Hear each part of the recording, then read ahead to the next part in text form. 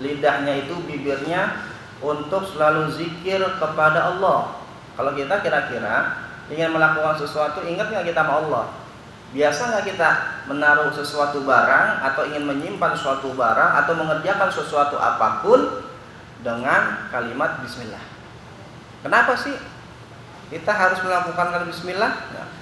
Nah, suatu cerita bahwasanya saking suaminya itu tidak suka kepada istrinya yang selalu mengucapkan bismillah di setiap pekerjaannya, maka istri tersebut awal suaminya diuji ibaratnya mau di apa supaya dia malu si istrinya. Diberikanlah oleh suami tersebut, wahai istriku, tolong simpan uang, ya kalau dulu mah ibaratnya dirham yang ada di kantong ini, simpen, kamu jaga jangan sampai hilang atau dipakai. Kata istrinya, baik.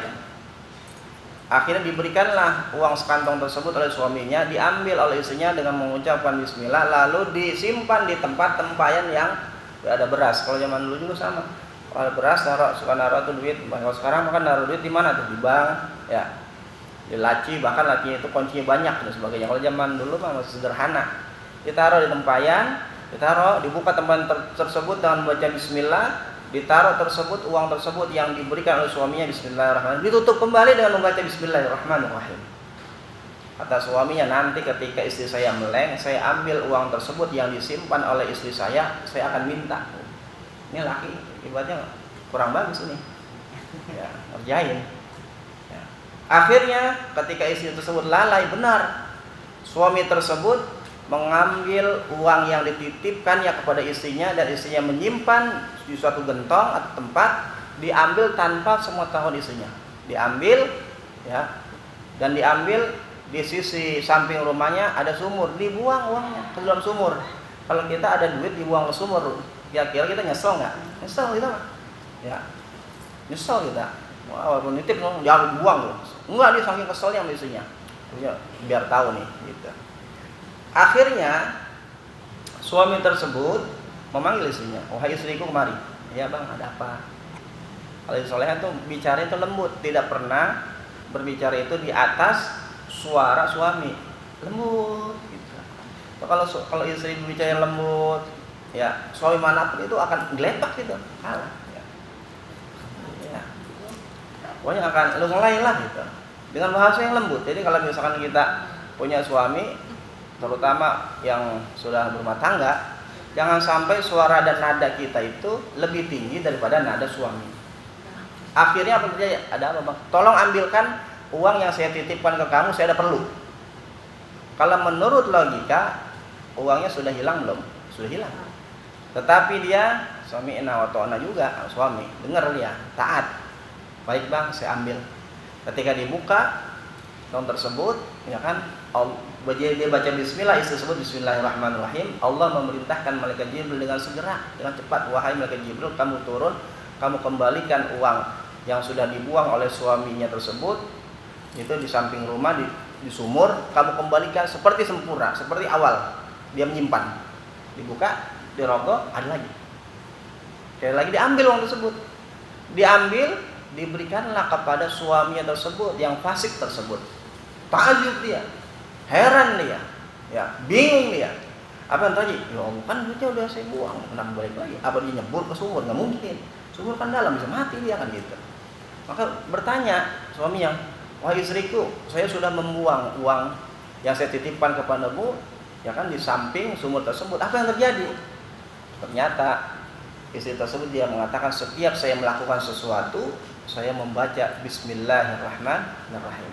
Maka kita dimanapun kita berada, baik tempat rumah, di tempat pekerjaan dan sebagainya, ketika kita melakukan sesuatu kebaikan, ketika kita ingin melakukan sesuatu pekerjaan, jangan lupa kita membaca bismillahirrahmanirrahim, atau kita banyak berzikir kepada Allah Subhanahu wa ta'ala.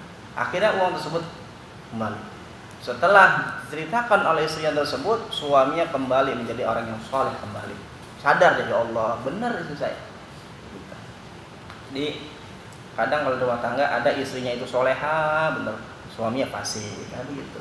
Atau terbalik, suaminya itu soleh bener, ya kan? Istrinya fasik, ngomongin orang. Laki dibentak-bentak mulut tiap hari. Kayaknya laki itu dalam 24 jam gak ada benernya. Ya, langkah sedikit salah, keluar sedikit salah. Ada gitu tuh, gitu. Ada perempuan begitu tuh. Jadi lakinya itu nggak bisa gerak, nggak bisa gerak, bentar-bentar salah, ya. Oleh sebab penyusun risalah ini diawali dengan Bismillah karena mengikuti terhadap kitabullah. Juga mengamalkan hadis Rasulullah SAW yang isinya kullu mri'in zibalin la yubda'u fihi bismillahirrahmanirrahim fahu aqta. Setiap perkara yang tidak dimulai dengan perkara bismillahirrahmanirrahim maka terputuslah keberkahannya. Jadi baca kita bismillah mau apa. Dulu lagi pesantren saya sering nulis bismillahirrahmanirrahim supaya ada berkah, supaya dapat ilmu dan sebagainya. Ini pesantren gitu loh. Kalau pesantren hampir rata-rata kawan-kawan ya terus bismillah banyak. Manfaatnya apa? Tadi tulisan juga bagus, bahasa Arabnya sudah nanti terbiasa dengan penulisan bahasa Arab dan sebagainya. Kedua, alhamdulillah, kalimat alhamdulillah adalah merupakan kalimat pemberitahuan bahwa segala puji bagi Allah, yang memiliki pujian hanya milik Allah Subhanahu wa taala. Namun tidak hanya pemberitahuan semata, melainkan yang dimaksud adalah memanjatkan pujian kepada Allah, termasuk dalam kaidah li'annal akhbara bisana'i sana'un. Dan kalau dimasukkan ke dalam fan'ani ilmul balaghah, kalimat alhamdulillah itu adalah khabariyah lafzan insaiyah ma'nan. Jelasnya kalimatnya pemberitahuan, namun maksudnya melanturkan untuk mengucapkan pujian. Mengucapkan pujian itu ada empat definisi pujian itu. Jadi pujian itu ada 4 definisi. Yang pertama qadimul qadim, artinya memuji Allah terhadap zatnya. Pujian tuh.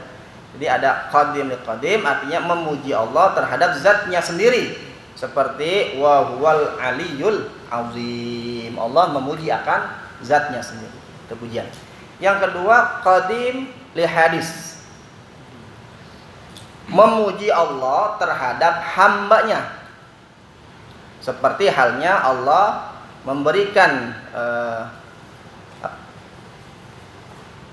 pujian terhadap Nabi Allah Ibrahim dengan sebutan yang tercantum dalam Al-Quranul Karim, ya kan?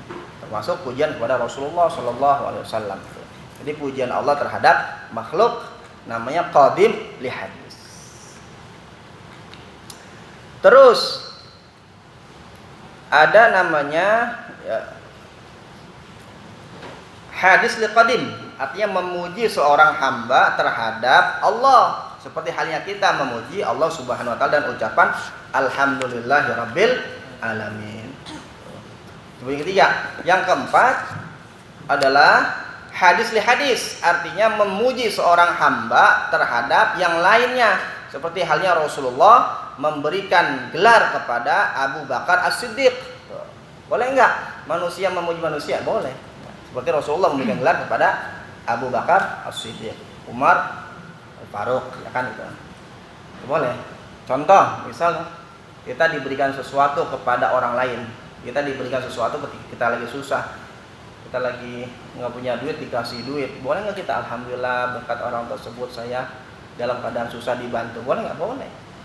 Karena orang yang nggak pernah memuji, orang yang nggak pernah memuji dan mengucapkan terima kasih kepada manusia, pada makhluk, hakikatnya dia tidak memuji Allah, tidak memuji Allah, tidak mau berterima kasih sama Allah. Kalau kita nggak pernah berterima kasih sama manusia, sama aja kita tidak berterima kasih kepada Allah. Kenapa? Semuanya itu adalah hakikatnya Allah Subhanahu wa taala.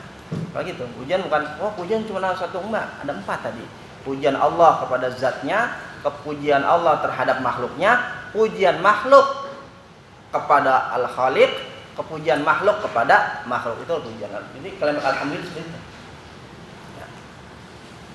Alhamdulillah pada poin 9 ya, sedikit saya sampaikan tentang masalah bismillah dan alhamdulillah.